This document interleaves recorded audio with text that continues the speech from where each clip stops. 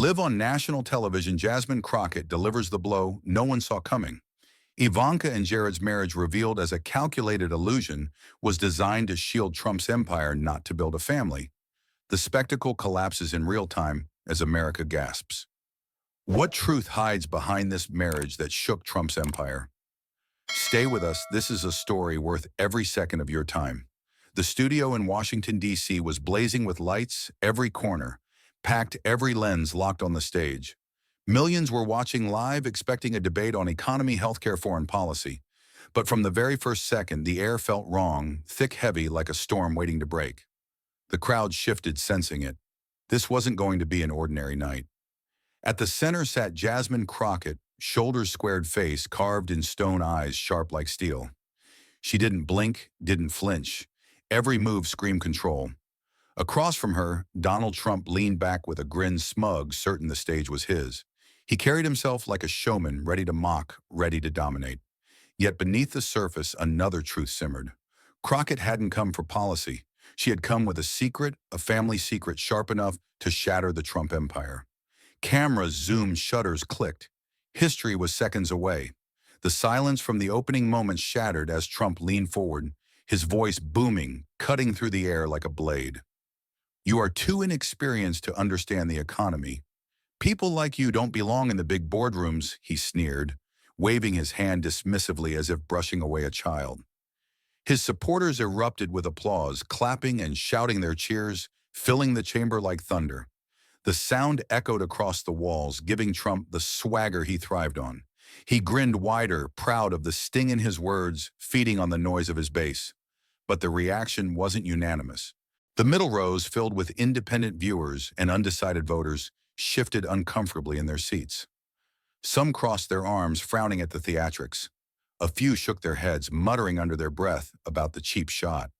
They hadn't tuned in for insults. They had come for answers. Yet Trump continued reveling in the wave of approval from his loyalists, believing he had landed a decisive blow before the debate had even begun. Jasmine Crockett did not flinch. She sat perfectly still, her face calm, her hands resting lightly on the table. A faint smile curved at the corner of her lips, but her eyes never wavered. The cameras zoomed in on her expression, steady, unbothered, even confident. She knew exactly what she was doing. Silence was her weapon. She let Trump fill the room with noise and arrogance, knowing the higher he climbed, the harder he would fall. It was a strategy seasoned prosecutors knew well. Let the witness trap themselves in their own words. When Trump finally paused, taking in the sound of his own applause, Crockett leaned into her microphone. Her voice was low but clear, and it sliced through the lingering noise like a razor. "You want to talk about truth," she said, her gaze locked on him. "Then let me speak about the truth inside your own family." The effect was instant. The cheering stopped. The air shifted. Every head in the hall turned to her. Every camera tightened its focus. The mood changed from raucous entertainment to sudden dread. It felt like the room had inhaled all at once and forgotten how to exhale. Trump blinked momentarily, caught off guard, but Crockett didn't give him time to recover. She straightened, her tone sharpened, and her words detonated. "The marriage between Ivanka Trump and Jared Kushner is not what you've told America it is. It is not about love. It is about money. It is about power. It is a facade, a carefully staged performance meant to protect your brand." Gasps rippled across the hall. Reporters jolted upright in their chairs, pens flying across notepads, cameras flashing with renewed intensity. It wasn't politics anymore. This was personal. Crockett's hand moved to a thick folder at her side, the kind stamped with classified markings. She pulled a sheet free and held it up. "I have evidence," she said firmly, her words echoing. Trump shifted in his chair, his jaw tightening. For the first time, his smirk faltered. Before their wedding, just days before Ivanka walked down the aisle, a secret trust fund was created, she announced. The name was the Rosemont Trust. It was valued at $420 million. The number hit like a hammer, drawing gasps from the audience. This trust was designed not as a gift of love, but as a shield of control to secure Jared's role in your family's empire. Trump's face froze, his hand tightening around the edge of the table. Crockett pressed on her voice, unwavering. This fund wasn't public. It wasn't declared. It was hidden, buried inside Jared Kushner's financial disclosures. A buried note in Schedule C, buried deep enough that only someone willing to dig would find it. I dug. She tapped the folder, her gaze never leaving Trump. $420 million locked away in a trust that exists only on paper, created in secrecy right before the wedding. The chamber erupted into whispers, reporters fumbling with their phones, typing furiously. The revelation was staggering, not just in size, but in timing. The idea that the Trump family had orchestrated a marriage as a cover for money and power, that it had been written into legal documents, shattered the illusion of a perfect union. Crockett leaned forward again, delivering the blow directly. "You told America this marriage was about love," she said coldly. "But the truth is written in ink. The Rosemont Trust was your insurance policy. This marriage was bought and sold like a contract." The camera cut to Trump, zooming close enough to catch the twitch in his eye, the tightening of his lips. His usual smirk was gone. His eyes narrowed, trying to mask the fear that flickered behind them. He muttered something under his breath, shaking his head, but no words came clearly. His supporters in the room had gone quiet. The applause had died. The chamber, once filled with cheers, now hung heavy with shock. The silence after Jasmine Crockett's words was suffocating, pressing down on the room like a weight no one could lift. 1,000 eyes darted back and forth, some wide with disbelief, others narrowing with suspicion. The moderator cleared his throat, forcing his voice to rise above the tension. "Let's return to economic policy," he began, but his words barely carried. They were drowned almost instantly by a wave of whispers that rolled through the chamber like a sudden storm. The debate had slipped from his hands. The reporters seated near the front leaned into each other, their voices low, but sharp enough to be caught by nearby microphones. A trust fund one murmured, pen scratching furiously across a notepad. A staged marriage another hissed, already thumbing through their phone for confirmation. Camera shutters snapped in quick bursts, the sound echoing like gunfire across the hall. Lenses zoomed, angles shifted, every journalist desperate to capture the moment history cracked open. On stage, Trump tried to steady himself. He pulled at his suit jacket, lips twitching into what was supposed to be a confident smile. But it wasn't the grin that had carried him through rallies. It was thinner, strained, a mask starting to slip. His voice betrayed him when he finally spoke, trembling on the edges of the words. "This is dirty gossip," he scoffed, forcing a laugh that came out hollow. "Just sick rumors." The room didn't buy it. The laugh fell flat, swallowed by the unease that hung heavy in the air. Crockett didn't rush to respond. She leaned slightly forward, her hand resting on the folder that had already set the room on fire. Her eyes stayed locked on Trump, calm and unwavering, while her voice carried the weight of conviction. "I would not say this if I didn't have proof," she said slowly, letting each word land. "I'm not afraid of you. I'm afraid of the truth being buried." The words hit harder than any shout could. They cut through the tension, laying bare a moral challenge no one could ignore. The hall erupted in murmurs, again louder this time, voices blending into a storm of disbelief and recognition. The crowd was splitting before the camera's eyes. On the right side, Trump's loyalists shook their heads, some calling out fake news with clenched fists in the air. On the left and scattered through the middle, people leaned forward, riveted by Crockett's composure. Then came a ripple that changed everything. A few audience members rose to their feet, clapping sharply, defiantly. The sound cut through the murmur like a crack of lightning. The applause was not overwhelming, but it was enough to shift the atmosphere. Crockett's supporters had found their courage, and their hands echoed louder than any whisper. Trump inhaled deeply, his chest rising, his shoulders stiffening, as though he could rebuild his armor with breath alone. His face tightened, his eyes scanning the crowd for signs of loyalty. He adjusted his tie, squared his jaw, and forced his expression back into one of control. But the cameras were merciless. They zoomed close, catching the flicker in his gaze, the brief flash of fear. He had tried to reset the stage, to wrestle back dominance, but the unease in his eyes betrayed him. For the first time, the king of spectacle looked cornered, and the world was watching. The silence that had swallowed the room after her last statement was still hanging heavy, but Jasmine Crockett wasn't finished. She leaned into the microphone, her tone steady, her eyes locked on Trump like a predator closing in.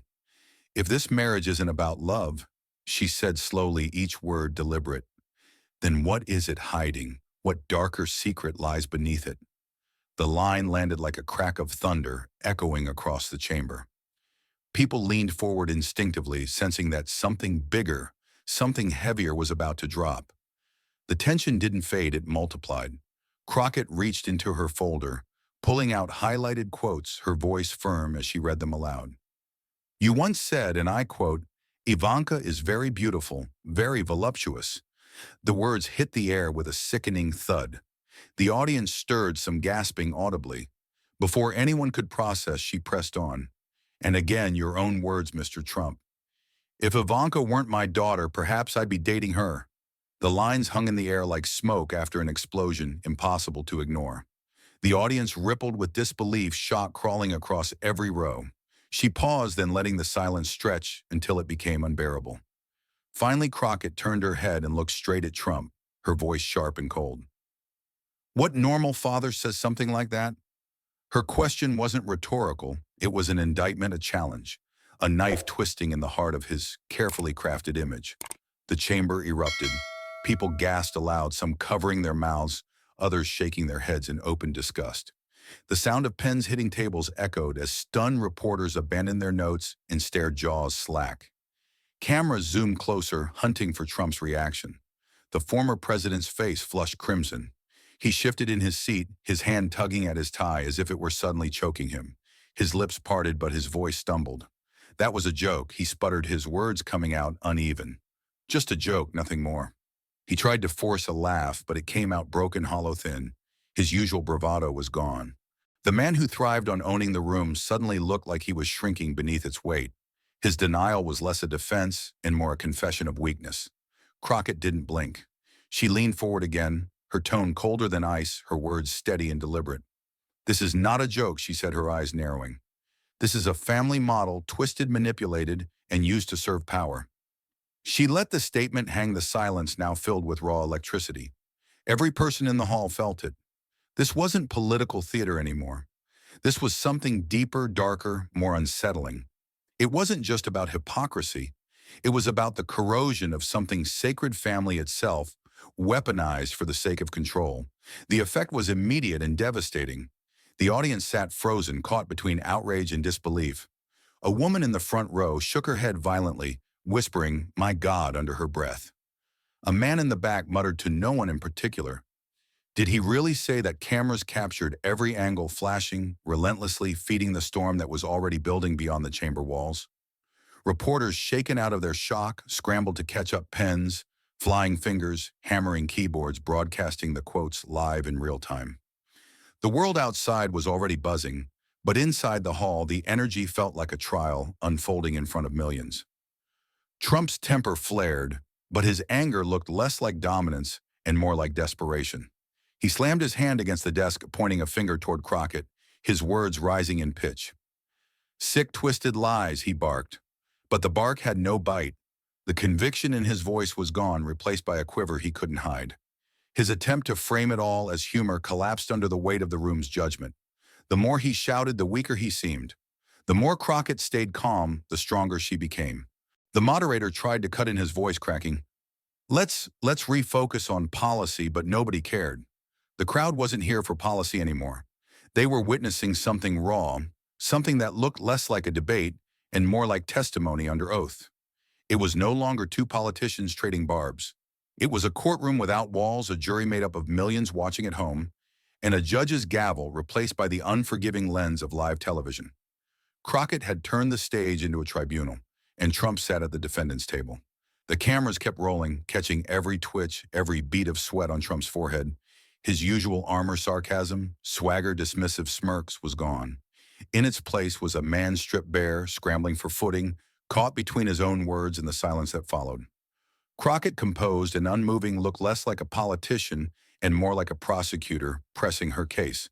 The hall had become her courtroom and Trump her witness under cross-examination. By the time the murmurs subsided, the atmosphere had transformed completely. The crowd no longer felt like spectators at a debate. They felt like participants in a trial, witnesses to a reckoning.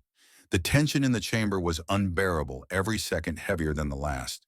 Crockett had taken the debate and reshaped it into Judgment Day, and everyone knew it. The chamber already felt like a courtroom when Jasmine Crockett pulled a thick folder to the center of the desk.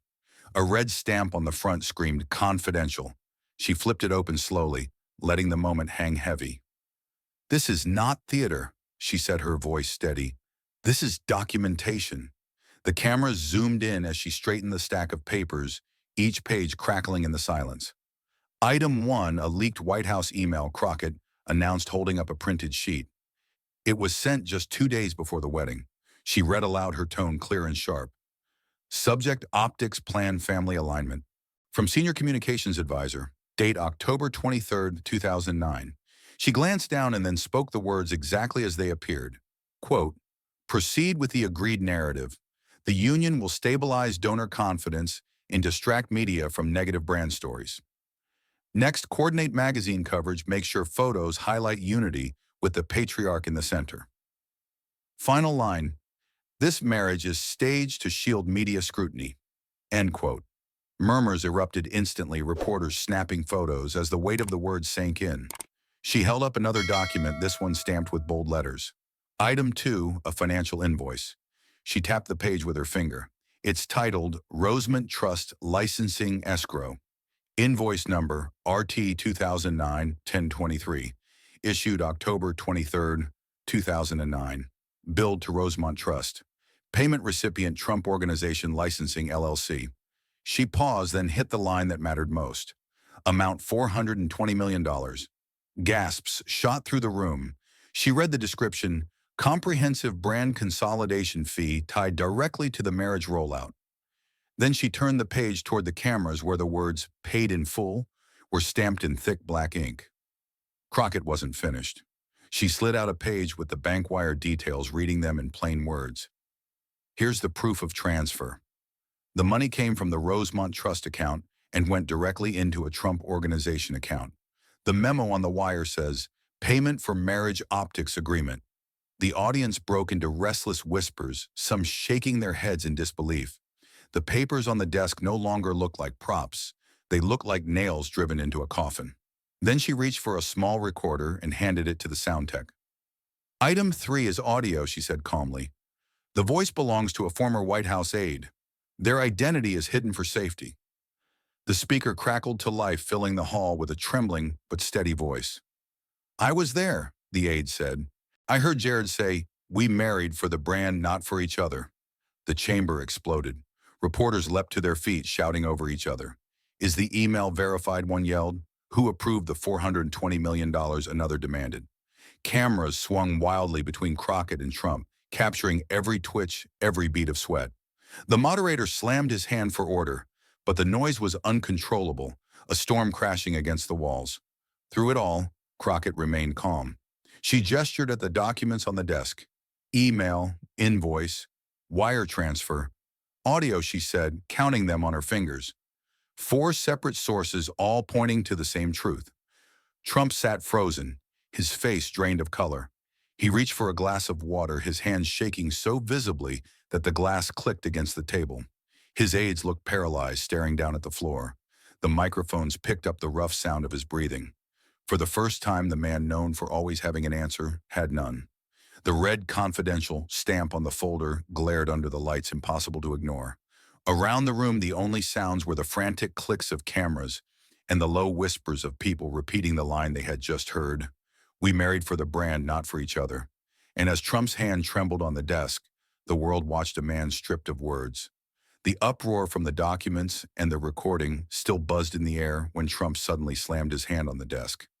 His face was red, his voice cracking as he barked, "This is vile fabrication, pure disgrace." The words came out jagged, desperate, his tone more like a cornered man than a conqueror.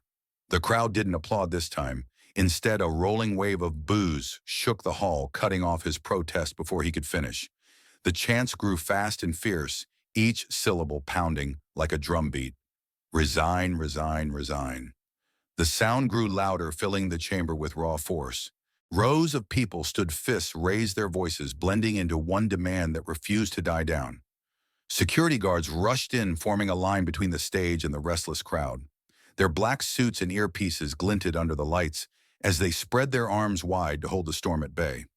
But the noise surged anyway, rolling over the guards, a tidal wave of fury directed at the man still gripping the table with trembling hands. Reporters shouted questions over the roar cameras, flashing like lightning strikes. Trump tried to shout back, his mouth opening as though he could shout down the entire room. But his voice cracked again, drowned out by the wall of sound. "Resign, resign," echoed so loud the microphones shook with feedback. His once commanding presence had shriveled into a figure barely holding himself together. He pulled at his collar, sweat dripping down his temple, blinking against the flashbulbs that captured every falter. His eyes darted around, searching for support, but there was none left to give. Jasmine Crockett didn't move with the chaos. She sat perfectly still, her hands folded on the table, her face calm in the storm. When she finally spoke, her words rang out clear and steady through the din. "You can deny it," she said, her voice low but caring, "but the people have heard the truth, and the truth never dies." The line cut through the chanting like a blade. The crowd roared again, but this time it was not rage. It was vindication. The camera swung to her, catching her steady gaze and unflinching posture. Trump collapsed back into his chair, his body sagging as if the weight of the room had crushed him. He dragged a handkerchief across his forehead, wiping sweat that only seemed to return in fresh streams. His shoulders slumped, his once defiant chest caved in. The fight was gone, stripped away in front of millions. For a moment he looked not like a leader, not like a fighter, but like a man broken under the weight of evidence and judgment. His hand trembled as he set the cloth down, his eyes glassy and distant. Across the hall, the photographers surged forward. They climbed onto chairs, leaned over barriers, their cameras firing in relentless bursts. The flashes blinded each strobe, freezing the downfall in frames that would race around the world within minutes. Crockett rose from her seat, pushing the chair back with deliberate calm. She walked away from the desk, her stride measured, her shoulders squared, not once glancing behind her. The light followed her, consuming her figure as she moved toward the exit. The crowd's noise bent toward her, voices calling her name, hands reaching to capture her image. The final picture was inescapable. On one side of the stage, Donald Trump slumped in his chair, sweat shining on his face, his body hollowed by defeat. On the other, Jasmine Crockett walked tall, every flash marking her as the symbol of the moment. She didn't wave, didn't smile, didn't revel. She didn't need to. The image spoke louder than words, one man diminished, one woman unshaken. The contrast was complete, and so the night that had begun as a debate ended like a verdict. The people had seen, the cameras had captured, and the stage itself had passed judgment. The hall, once Trump's arena, now belonged to her. The verdict of the stage trailed into the night, refusing to fade even after the lights went dark. Within minutes, CNN cut into programming with a red banner, "Ivanka Jared marriage secret exposed." BBC followed with a calm but relentless ticker that repeated the same headline across every screen. Al Jazeera framed the moment as a shockwave that stretched from Washington to world capitals. Living rooms, bars, and airport gates turned up the volume and leaned closer to the glow. Producers in 3 networks whispered that this was no longer a debate, it was an alarm. Studios snapped into war room mode as if someone had hit a siren. Producers stacked split screens and replayed Crockett's line on a loop. "You can deny it, but the people have heard the truth, and the truth never dies." Analysts froze the instant Trump's smirk vanished and circled it like a crime scene. Chirons hammered 5 words, "marriage secret exposed," until the phrase felt etched in glass. Push alerts thudded across phones. Bombshell documents, leaked audio. Trust fund at center. Graphics teams rebuilt timelines in minutes, stitching documents, quotes, and angles into a relentless reel. Social feeds split like a fault line. One wave, led by Trump loyalists, called it a smear campaign, tagging witch hunt and character assassination in every thread. Another wave said Crockett had pierced the heart of a myth, sharing the clip with captions like, "She hit the core of the Trump family." A collage of dueling hashtags burned up the trending panels. Every minute, the divide dug in deeper, and the traffic counters spun like odometers.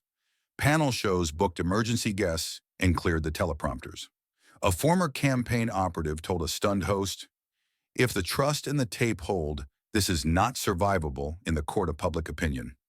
A media lawyer added, "These documents will live forever on screen, which makes denial a shrinking island." A crisis manager tried to pivot back to inflation, but the clip swallowed his talking points whole. No one wanted policy. They wanted a frame around the fall. Capitol Hill felt a tremor within the hour. Several Republican lawmakers texted staff to cancel cable hits and avoid press gaggles. Statements turned foggy, monitoring developments, no comment. At this time, we should focus on the economy, carefully stepping away without looking like a sprint. One senator quietly deleted a photo with Trump posted that morning. Another retweeted a jobs report and then muted the replies to stop the bleed. Distance arrived not as a press conference, but as a careful step backward every hour. Donor chats cooled from swagger to pure math. What does the polling show in 48 hours, a strategist wrote in a private thread, screenshotted before anyone could intervene. A bundler messaged a colleague, hold pledges. Everything is contingent. Suburban county chairs asked for talking points that mentioned prices and nothing else. Even loyal surrogates demanded verifiable rebuttals before they would sit under studio lights again. Meanwhile, Crockett's image raced across platforms like a spark in dry grass. Editors chose a still of her at the lectern chin high, the confidential stamp blazing beside her hand. Memes cast her as a modern prosecutor captioned, "The woman who dared to challenge the Trump empire." Short edits cut the exchange to 40 seconds and ended on her final line with a hard sting. Times Square screens looped the clip, and tourists filmed the billboard as if it were a parade. By sunrise in Asia, her pose had become a shorthand for defiance, copied in sketches and GIFs. International outlets folded the scene into their own narratives. British papers leaned into the dynasty angle and the burden of a name. European broadcasters framed it as image versus truth under the brightest lights. A morning show in Tokyo mapped the timeline with colored bars, turning documents into a visual anatomy. In Nairobi, a radio host asked callers what a public reckoning means when the cameras never blink. Back in the United States, the headline war sharpened by the hour. CNN replayed the audio snippet on a loop, the closed captions, spelling each syllable with unforgiving clarity. BBC cut to a legal scholar who said, "This is not a judicial verdict, but the optics are brutal." Al Jazeera interviewed a sociologist who called it the public's hunger for accountability delivered through spectacle. Every analysis returned to the same fulcrum: trust and the price of treating a family as a brand. Outside, the studio's sidewalks turned into viewing parties. Crowds gathered around storefront TVs and clapped after Crockett's line as though she were performing live. A bar in Phoenix rewound the clip 6 times, strangers high-fiving under a rain of notifications. A Detroit laundromat watched the Chiron crawl while machines thudded like distant drums. Airports froze travelers in place, rolling bags standing at their shins as the headline looped again. Inside party offices, phones rang in waves. "Is there a statement?" staffers asked. "Are we coordinating a response?" "Who is booking morning shows?" Communications directors answered with tight scripts designed to keep from drowning. A few allies tried familiar phrases, selective editing, timing, questions, motivated leaks, but the footage bulldozed every bridge back to safety. Crockett's team posted a single clip with the caption, "Receipts speak," and pinned it everywhere. Late-night hosts teased monologues while political podcasts uploaded emergency episodes. Documentary crews sent requests for access and promised wall-to-wall context. A student newspaper called her the calm in the hurricane and crashed from the flood of clicks. The phrase, "the woman who dared to challenge the Trump empire," crowned thousands of thumbnails. As midnight rolled across the coast, the coverage did not fade. It focused. The world kept replaying the same 20 seconds and finding new angles inside them. What began on a stage became the story on every screen. 2 names, 1 marriage, and a headline that would not go away. The night held its breath while the headlines held the frame.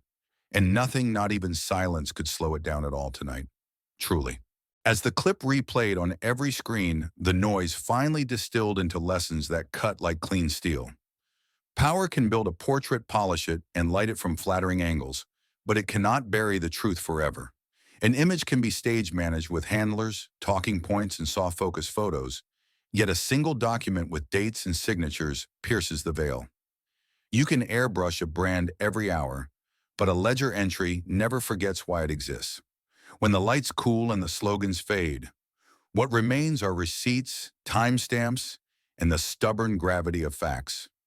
For anyone who has ever watched a slick salesman talk past the point, this was the moment the pitch met the invoice. Think of it like a showroom car waxed to a mirror shine, music up, sales patter smooth. Then someone lifts the hood and sees the cracked belt and leaking line.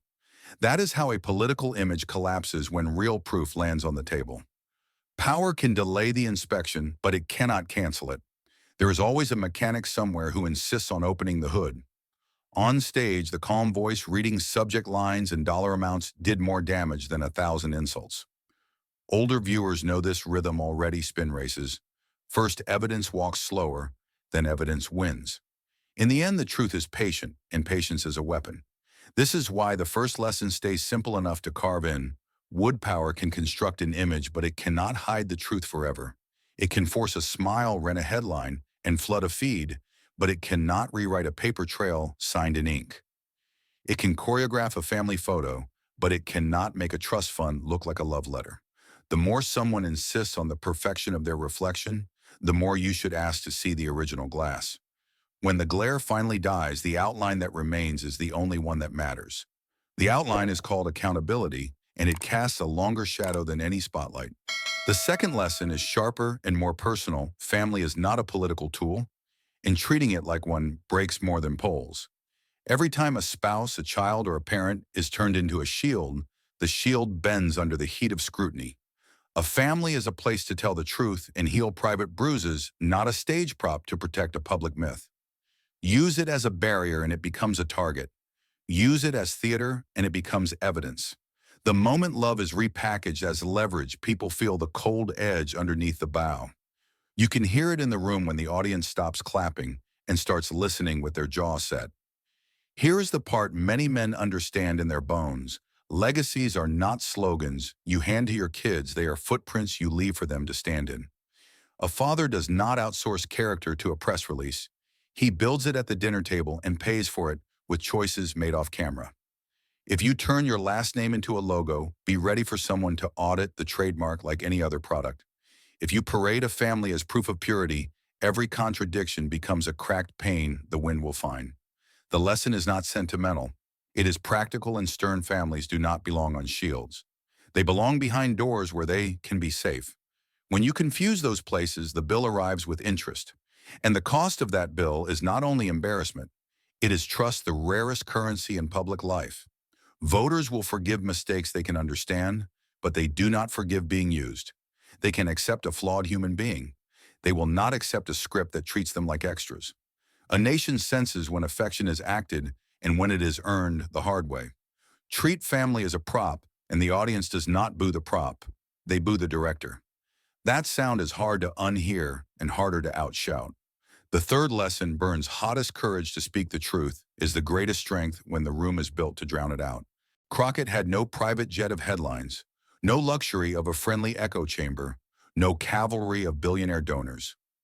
What she had were pages, numbered audio timestamps, and the straight spine of someone who did the work. Her budget was discipline. Her campaign was preparation. Her message was 5 quiet words. Look at what is written. That is not glamour. That is grit, and grit is what survives the morning after a storm. The crowd does not remember the volume. It remembers the proof. It still works when the applause dies because it was never powered by applause in the first place. Courage is not loud. It is consistent under pressure, the same tone before and after the crowd roars. It does not chase applause. It chases accuracy and lets the applause find it or not. It says, check me, and hands you the files without flinching.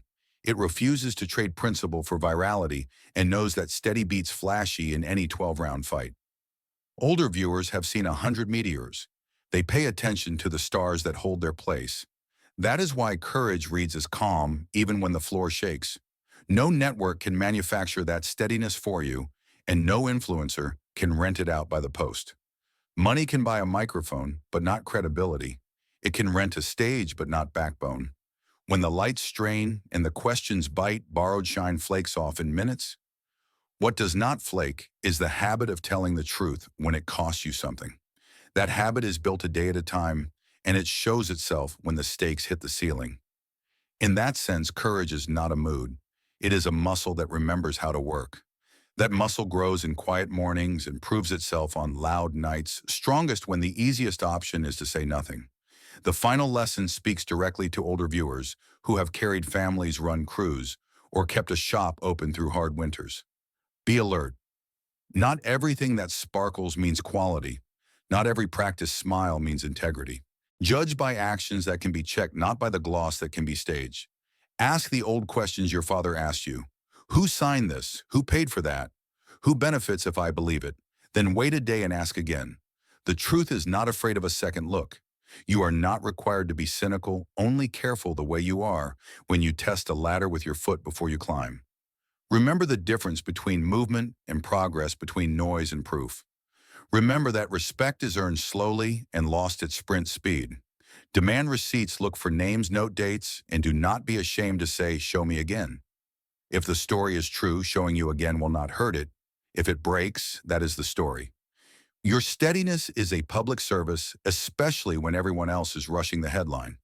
When all the screens flash at once, keep your hands steady and your eyes on the part of the picture that cannot be edited. It is usually the part with numbers and proper nouns. It is usually the part that sounds smaller than the speech until the bills come due. If you want to know character, subtract the crowd and see what remains. If you want to know the truth, subtract the show and follow the paperwork. The fewer adjectives you need, the closer you are to solid ground. For anyone who feels overwhelmed by the rush, here is a simple checklist that fits in a wallet. First, slow the clip and listen once without commentary. Then listen again with captions and take notes. Second, write down the claims in plain words and mark which ones have documents, audio, or name witnesses. Third, follow the money because money leaves trails that slogans cannot erase. Fourth, watch how people respond. The honest bring receipts, the guilty bring threats, and the frightened bring noise. Fifth, give it one sleep. Truth gets stronger overnight, lies fall apart by morning. All these lessons circle the same core: power can stage a picture, but the truth stands when the set is struck. A family is not a prop rack. When you mount it, there the rack collapses and the audience sees the screws. Courage beats spectacle because spectacle burns hot and brief, while courage burns steady and long. Older viewers know the tempo. Pride rushes the mic, but proof walks to it and speaks once. Keep your judgment simple and your standards high, and the noise will sort itself without your blood pressure spiking. When the next bright story arrives, you will already know exactly where to look first. Weeks later, the echo of that night had hardened into something much heavier.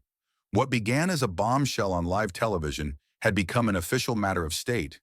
Headlines screamed across morning editions: Congress opens formal inquiry into Trump family trust. Cameras rolled live outside the Capitol as committee members marched through the halls, folders under their arms, grim expressions on their faces. For the first time in years, the spotlight was no longer controlled by Trump himself. It was aimed squarely at him, and it was merciless.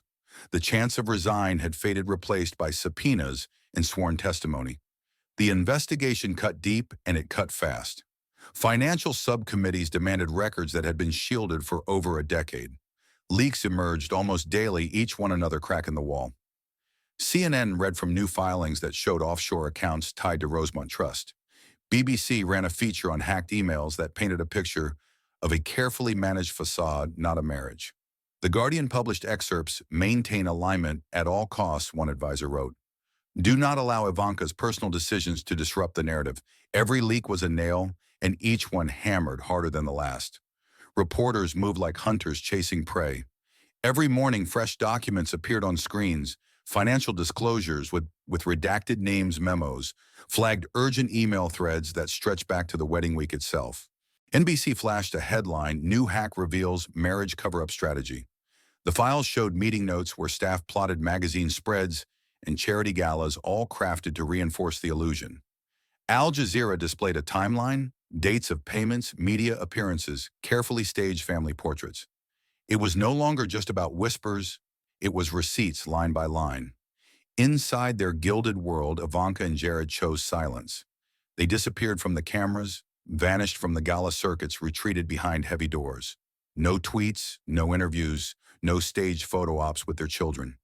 Even their allies whispered that the silence was deafening. One late-night host quipped, "You know the fire's real when Ivanka forgets how to smile for Vogue." It landed because the silence spoke louder than spin. Their absence made the headlines sting sharper. If there was nothing to hide, why vanish? If the documents were false, why not fight? Each day they stayed quiet, the weight of suspicion grew. Trump, meanwhile, staggered under the collapse. For years he had thrived on chaos, bending scandal into fuel. But this was different. This was not gossip to be mocked away. This was Congress subpoenas and authenticated files. Allies began peeling off in whispers, first then with public steps. Senators who once praised him now dodged his name in interviews. Governors canceled joint appearances. One longtime supporter told reporters, "We can't answer for what's in those documents."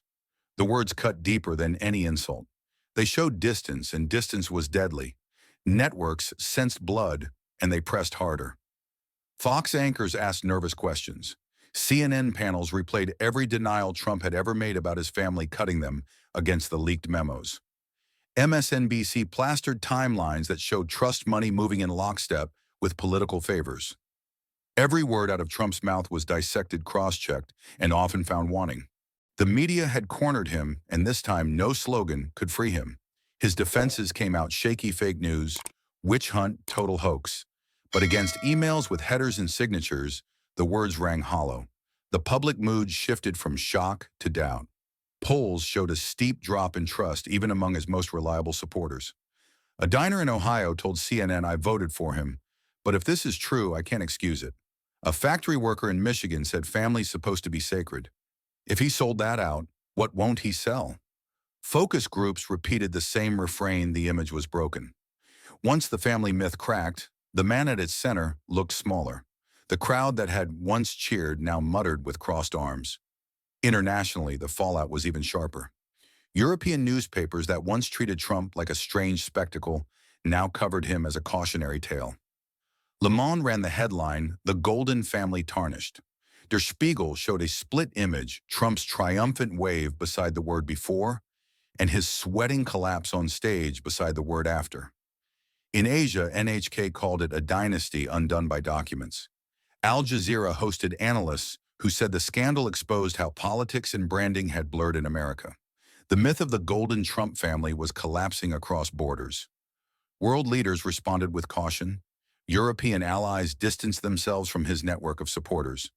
Trade negotiators from Asia quietly noted that commitments tied to Trump allies might soon be worthless.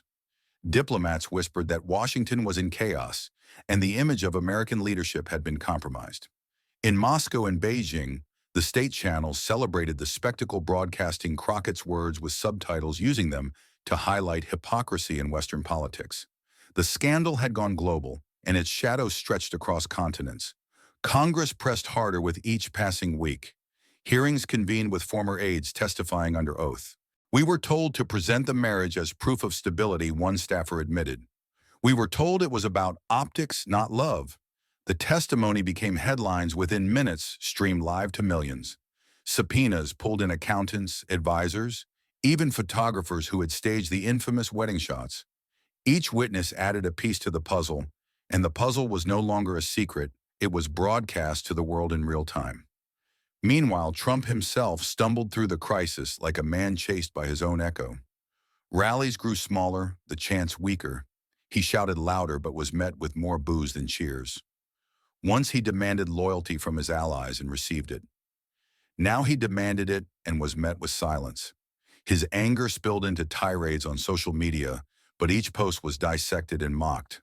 He lashed out at Crockett, calling her names, but the tactic failed. Each insult only made her seem steadier, and each outburst only made him look more desperate. The press corps, sensing the end of something larger, chronicled every detail. Photographers caught him sweating under harsh lights, tugging at his collar, clutching notes with smudged ink. Clips of him stumbling over words went viral, contrasted with Crockett's calm lines. Editorials described him as a man drowning in documents. Cable news ran countdown clocks to hearings, treating them like boxing matches. Every minute became a frame in the story of decline, and through it all, the once untouchable image of the Golden family shattered into shards. What had been staged as the American dynasty of wealth, beauty, and power was now broadcast as a case study in deception. The carefully curated photographs of smiling faces at weddings and summits were re-examined as props. Every smile looked staged, every handhold rehearsed, every embrace suspicious. The myth collapsed, and the collapse was televised. Crockett's name grew with each headline. She had not asked for the role of destroyer, but the evidence she laid out made her the face of truth. International commentators called her the calm prosecutor of chaos. Domestic headlines called her the woman who broke the brand. Her calm line, "The truth never dies," appeared on protest signs, T-shirts, and editorial cartoons. Trump had tried to frame her as an enemy. Instead, she had become an icon. The weeks that followed cemented what that night had begun. Congress was investigating, the press was relentless. Ivanka and Jared had vanished. Trump was unraveling, and the world was watching the myth fall. The Golden family had become a cautionary tale. What power built in image, the truth tore apart, in fact. And the fall, once unthinkable, played out one headline at a time. Weeks later, the story found a face, and that face was Jasmine Crockett. Morning shows rolled their special music and introduced her the same way, the woman who pierced the veil of lies. Control rooms dimmed the lights and framed her calm profile in a tight, unforgiving shot. She did not grandstand. She folded her hands, spoke plainly, and let the facts carry the room. Phones lit up. By noon, the moniker was echoing in offices and kitchens everywhere. It felt like a turning point. Magazine covers followed with stark portraits and headlines that did not reach for poetry. Editors chose black backgrounds and a sober serif, then repeated the line across each spread. The woman who pierced the veil of lies. Opinion pages, long addicted to polls and tactics, pivoted to duty and standards. One columnist wrote that courage had returned in the shape of a quiet witness with receipts. Another said the nation had waited years for someone to speak plainly, then stand there while the truth did its work. The covers looked less like praise and more like a public record. Readers kept the issues and saved the cover. Voters carried the phrase into places where politics is usually just background noise. At a diner counter, a retired trucker lifted his coffee and said, "That is the backbone we ask of anyone who wants our trust." In a union hall, an organizer pointed to the screen and said, "That is not performance. That is a standard." In a barber shop, men watched and nodded. On a factory floor, a foreman turned down the radio and let the clip play again. Everywhere, the nickname traveled faster than any slogan. It spread. Late-night hosts moved fast. Podcasters dropped emergency episodes and played the tape before offering a single take.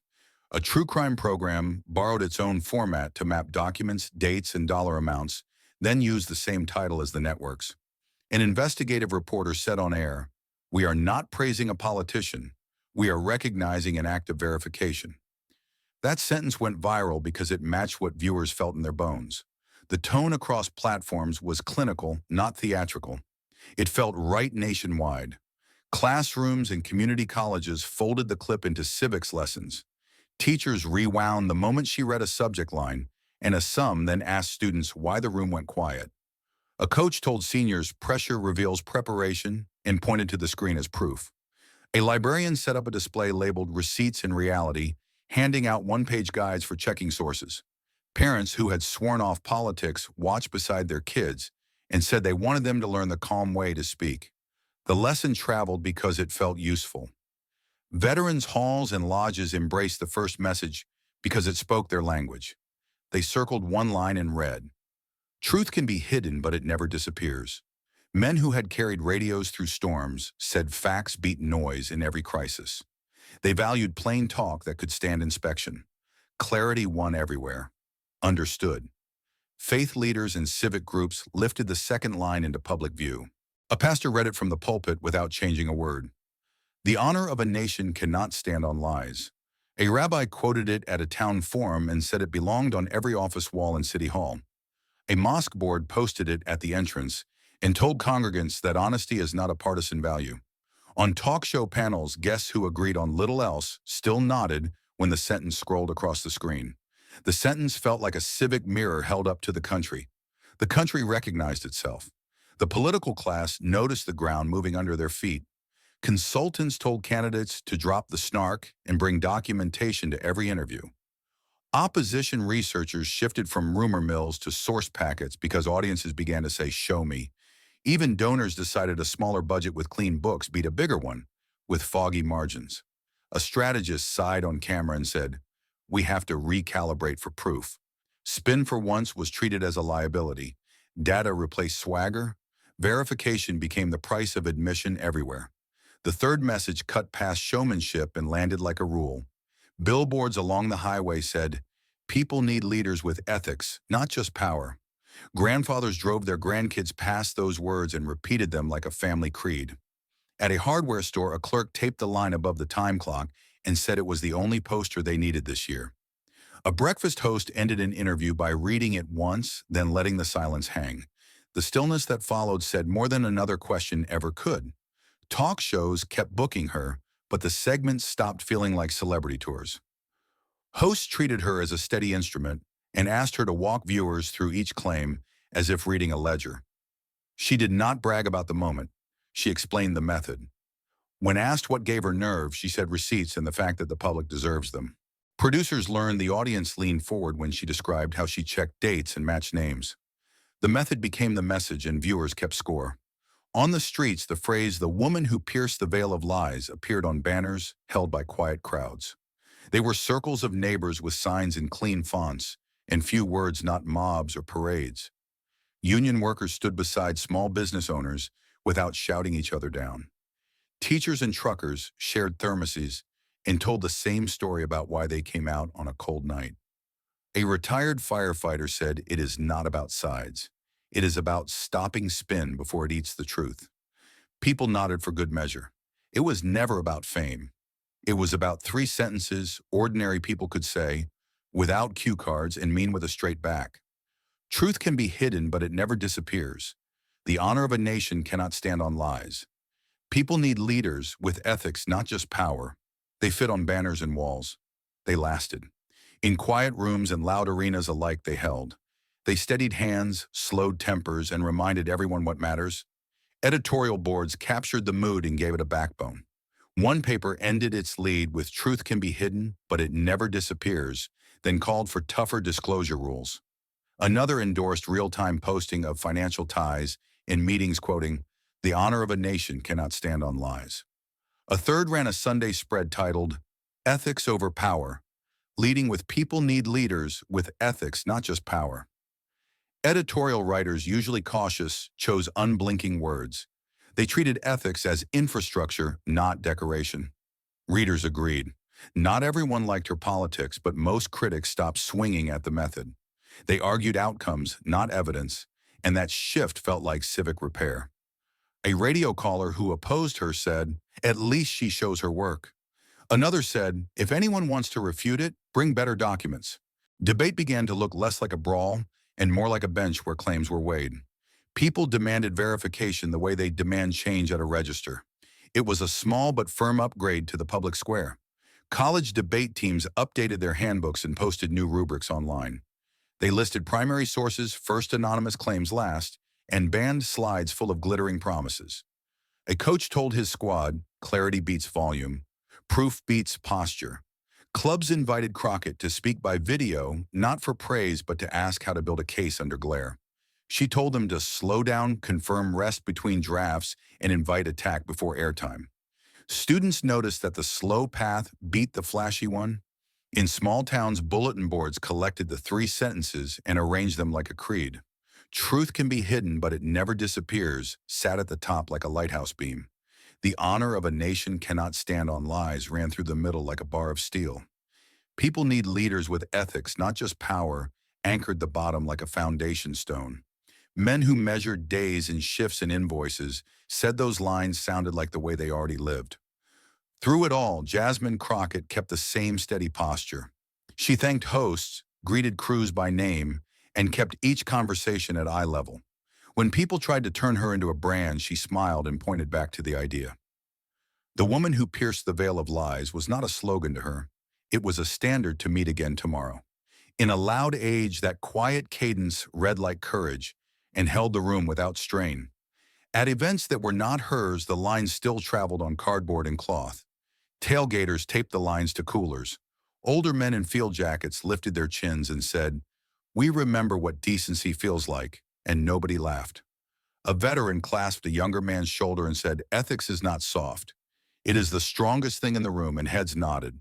Across 1,000 small gatherings, the nickname and the three sentences became a common language for people who had sworn they were done talking about politics.